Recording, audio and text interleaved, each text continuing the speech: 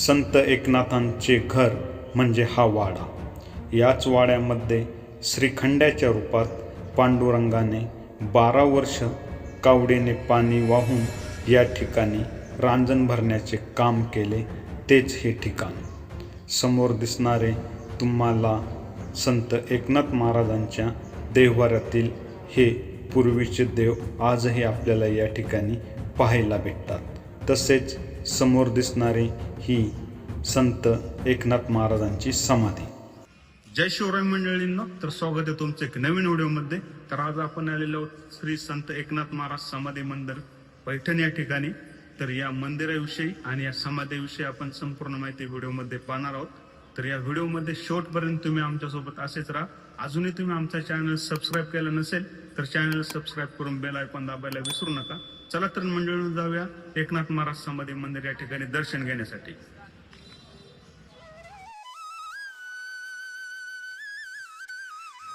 महाराष्ट्राची संतभूमी आणि गोदावरीच्या तीरावर वसलेले पवित्र शहर पैठण.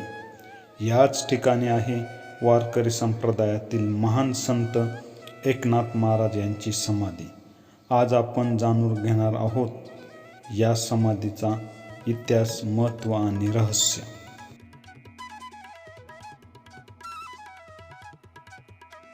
संत एकनाथ महाराजांनी एकनाथी भागवत, भावार्थ रामायण आणि रुक्मिणी स्वयंवर हे ग्रंथ रचले.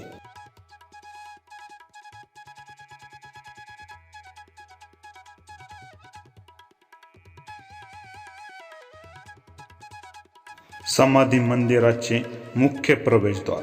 याच प्रवेशद्वारामधून आत्ता आपण समाधीच्या दर्शनासाठी आतमध्ये जाणार आहोत. हे समाधी मंदिर छत्रपती संभाजीनगर जिल्ह्यातील पैठण येथे आहे. गोदावरी नदीच्या तीरावर वसलेले हे एक पवित्र तीर्थस्थान आहे. पैठणला दक्षिण काशी म्हणून देखील ओळखले जाते. येथेच संत एकनाथ महाराजांचे समाधी मंदिर आणि वाडा व नाथ मंदिर देखील आहे. नाथांचा जन्म इसवी सन 1533 तर इसवी सन 1599 मध्ये फाल्गुन वद्य षष्ठी या दिवशी त्यांनी समाधी घेतली. हा दिवस नाथ षष्ठी म्हणून ओळखला जातो. त्यांच्या समाधीस्थळाचे हे ठिकाण अत्यंत पवित्र मानले जाते. तर मंडळींनो, सकाळीचे 7 वाजलेले आहेत. आपण महाराजांच्या समाधी मंदिरामध्ये आलेलो आहोत. काहीच गर्दी नसल्यामुळे आपलं एकदम 2 मिनिटात दर्शन झालेलं आहे. तर आता मंदिरामध्ये दर्शन घेतल्यानंतर आपण गोदावरी नदीच्या घाटावरती त्या मंदिरामधून जाण्यासाठी एक दरवाजा आहे, ह्या दरवाजाने गोदावरी नदी घाटाकडे निघालेलो आहोत.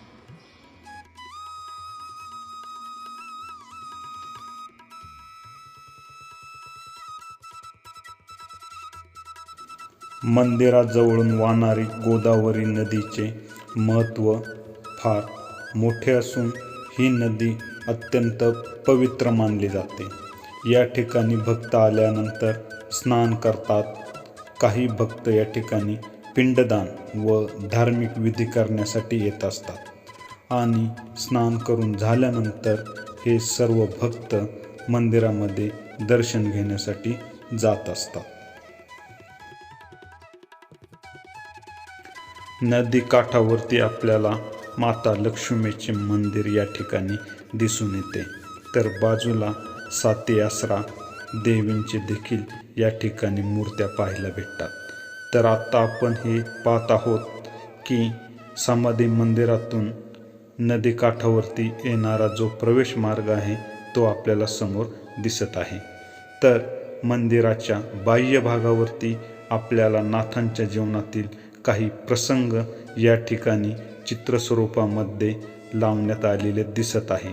तर या ठिकाणी त्यांच्यासोबत जे प्रसंग घडले त्या प्रसंगांचे चित्र आणि खाली त्याविषयी संपूर्ण माहिती देखील या ठिकाणी दिलेली आपल्याला पाहायला भेटते.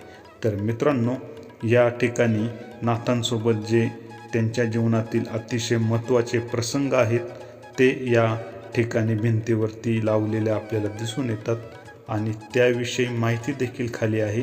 ती एकदा आपण बारकाईने वाचा म्हणजे एकनाथ महाराजांविषयी आपल्याला भरपूर अशा काही गोष्टी याच ठिकाणी समजून येतील. आत्ता आपण जाणार आहोत मंदिराशेजारी असणाऱ्या दत्त मंदिर या ठिकाणी. तसेच दत्त मंदिर पाहून झाल्यानंतर आपण ज्या ठिकाणी संत एकनाथ महाराज राहत होते त्या राहत्या वाड्याला देखील भेट देणार आहोत आणि त्याच ठिकाणी श्रीकृष्णाने त्यांच्याकडे 12 वर्ष पाणी भरले तो रांजण देखील आपण त्या ठिकाणी जाऊन पाहणार आहोत. मंदिर परिसरामध्येच आपल्याला भक्त निवासाची या ठिकाणी सोय केलेली दिसत आहे. आत्ता आपण आलेलो आहोत दत्त मंदिर या ठिकाणी. भगवान दत्तात्रय हे ब्रह्मा, विष्णू आणि महेश या त्रिमूर्तीचे एकत्रित रूप मानले जाते. त्यामुळे दत्त मंदिर हे ज्ञान, योग आणि भक्तीचे केंद्र मानले जाते. या ठिकाणी येऊन गुरुकृपा मिळवण्यासाठी आणि मानसिक शांततेसाठी तसेच अडचणी दूर करण्यासाठी भक्त प्रार्थना करत असतात. संत एकनाथ महाराज हे दत्त भक्त होते असे मानले जाते. त्यामुळे त्यांच्या समाधीजवळच हे दत्त मंदिर असल्यामुळे या ठिकाणचे महत्त्व देखील अधिक वाढले आहे. तर या ठिकाणी आपण दत्त मंदिरामध्ये दर्शन घेतल्यानंतर आता थेट जाणार आहोत एकनाथ महाराजांच्या राहत्या वाड्यामध्ये आणि त्या ठिकाणी आपण असणारा तो रांजण आणि वाडा हा देखील सविस्तरपणे आपण पाहणार आहोत. पैठण येथील संत एकनाथ महाराजांचा वाडा गोदावरी नदीच्या काठावर असून हे संत एकनाथांचे निवासस्थान होते. येथेच त्यांनी आपला सांसारिक आणि आध्यात्मिक जीवनकाळ व्यतीत केला.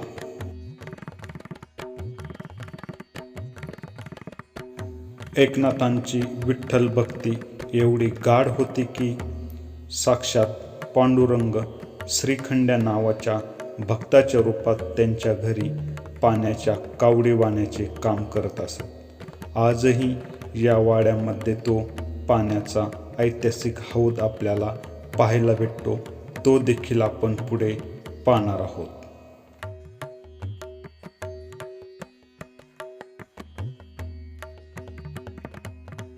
याच पुराण खांबाला टेकून नाथ महाराज भागवत पुराण सांगत असे. तसेच पांडुरंगाने 12 वर्ष या ठिकाणी चाकरी केल्यानंतर याच उद्धव खांबामध्ये अंतर्ध्यान पावले होते. समोर दिसणारे आपल्याला हे नाथांचे देवघर या ठिकाणी आपल्याला पाहायला भेटते. वाड्याच्या गाभाऱ्यात संत एकनाथांच्या पूजेतील विजय पांडुरंगाची मूर्ती विराजमान आहे. येथे संत एकनाथांचे वंशज आणि भक्तांद्वारे दैनंदिन पूजा, कीर्तन आणि नाथषष्ठीचा सोहळा मोठ्या उत्साहात आजही साजरा केला जातो.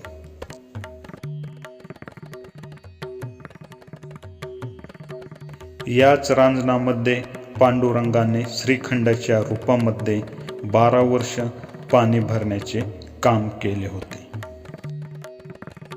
तर मंडळींनो, आपण आज संत एकनाथ महाराज यांचे समाधी मंदिर पाहिलं आणि बाजूलाच असणारं दत्त मंदिर पाहिलं आणि एकनाथ महाराज यांच्या समाधी मंदिरांविषयी माहिती जाणून घेतली. तर तुम्हाला हा व्हिडिओ कसा वाटला हे कमेंट करून आम्हाला नक्कीच लिहा. तर लवकरच भेटू आपण अशाच एका नवीन ठिकाणी. तोपर्यंत आपल्या सर्वांना जय हिंद, जय शिवराय.